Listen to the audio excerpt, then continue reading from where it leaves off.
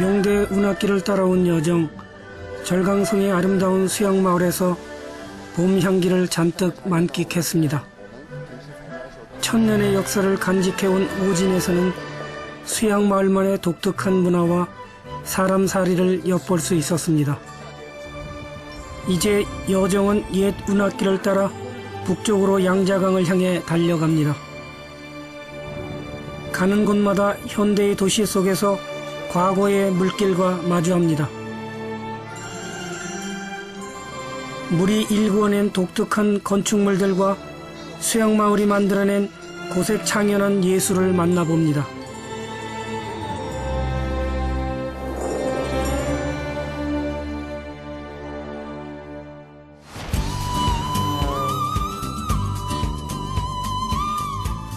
오랫동안 중국 명대사를 연구해온 저는 500여 년 전 명대의 물길을 먼저 걸었던 체부의 흔적을 따라 운하마을 여행을 시작했습니다.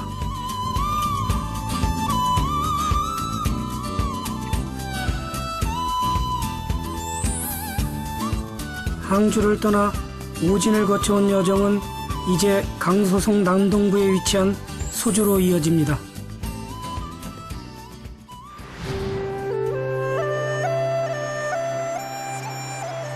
중국의 경제성장 중심지로 떠오르고 있는 소주는 운하가 도시를 가로로 관통하고 있는 운하도시입니다.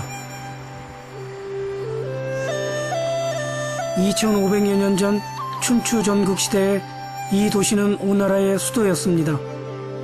당시 오나라의 왕 함녀는 물길을 방어벽으로 하여 소주성을 쌓았다고 합니다. 그 당시의 역사를 증언하는 유일한 고대 유적지 판문이 운하의 남쪽에 남아 있습니다. 성을 쌓고 그 앞쪽으로 그 해자라고 해서 물길을 냅니다. 그러면 저기 침입하기도 어렵고 또 성 안에 사는 사람들이 그 물을 이용할 수 있게끔 그 물길을 내는 거고, 또 한 가지는 그 홍수가 날 때 그 물길을 막을 수 있는 그런 역할도 하는 것이죠. 운하는 소주의 남쪽에서 흘러들어와 이 판문을 지나 소주 시내로 이어집니다. 모든 수로는 결국 바다로 통한다는 해용 마을을 지나 오나라 왕 함녀의 전설이 남아있는 호구공원을 찾아갑니다. 호구공원에 들어서며 소흥 월왕전에서 보았던 와신상담의 고사를 생각했습니다. 고왕 함녀는 바로 월왕구천에게 목숨을 잃은 인물입니다. 그의 무덤에 지었다는 호구공원에는 꽃들이 만개했습니다. 공원 한쪽에는 호구탑이 높이 솟아 있습니다. 높이가 47.5m인 호구탑을 올려다보는데 탑신이 피사의 사탑처럼 기울어져 있었습니다. 천년의 세월을 이기며 몸에 풀꽃을 키우고 있는 이 운치 있는 고탑이 기울어진 이유가 무엇인지 궁금했습니다.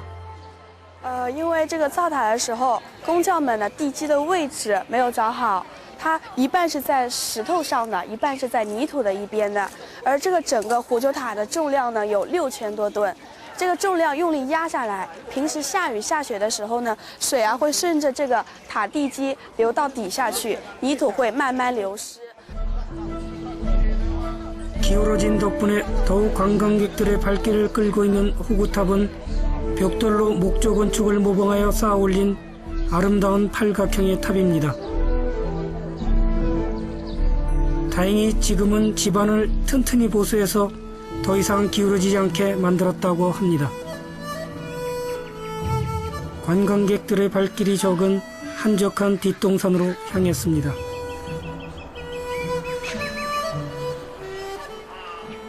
오나라 왕 함녀가 죽은 뒤 수많은 전설이 쌓여온 호구 언덕에는 지금은 많은 백로 가족이 나무 위에 둥지를 틀고 살고 있습니다. 이전에는 그 왕이지가 이곳에서 학을 길렀다고 합니다. 그러니까 학을 길렀다는 것은 역시 환경이 뛰어나다는 것을 의미하죠.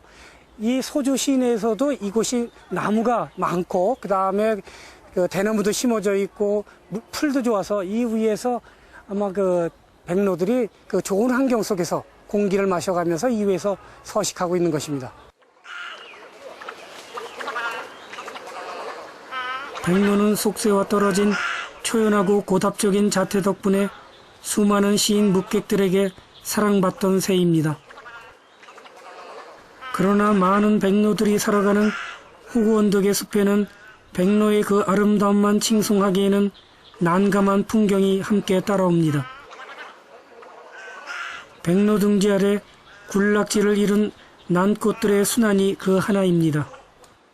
이 꽃은 2월날인데 올해는 그 날씨가 좀 더 추워서 그랬는지 올해 4월에 이렇게 아주 아름답게 피어 있습니다. 근데 그것을 전부 다 백로의 배설물들이 아주 심하게 오염을 시켜놨습니다.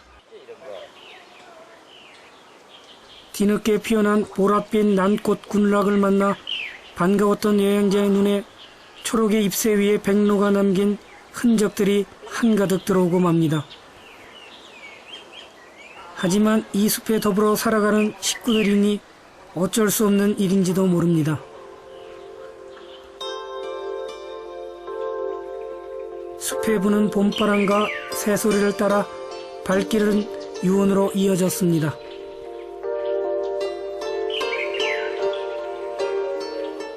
유원은 중국 4대 원림 중의 하나로 손꼽히는 아름다운 정원인데 그 이름이 천지간에 오래 머물러 있다는 뜻에서 나온 것이라고 합니다.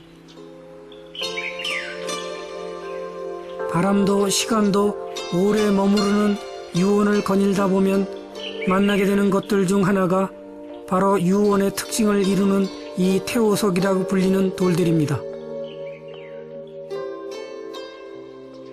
그 중에서도 유원의 명물이 된 태오석이 있는데 크기 6.5m의 관음봉입니다. 이 태오석은 무석현의 태오라고 하는 것이 있는데 거기 물속에서 나오는 돌이거든요. 처음에는 분홍색을 띄었는데 지금은 세월이 오랫동안 흘러가지고 저렇게 회색으로 변해 있습니다. 전체적으로 크기가 좀 크고 그 다음에 이제 굴곡이 져야 됩니다. 굴곡이 잘 져야 되고 그 다음 또 한 가지는 구멍이 어느 정도 있느냐. 그리고 전체적으로 매끈하게 생겨야지만이 태오석으로서 가치가 있습니다. 저 4대 부들이 정원을 조성할 때는 반드시 이 태오석을 갖다 놓는 거죠. 이 태오석이 그 정원의 가치를 증명해주는 하나의 징표가 되는 거죠.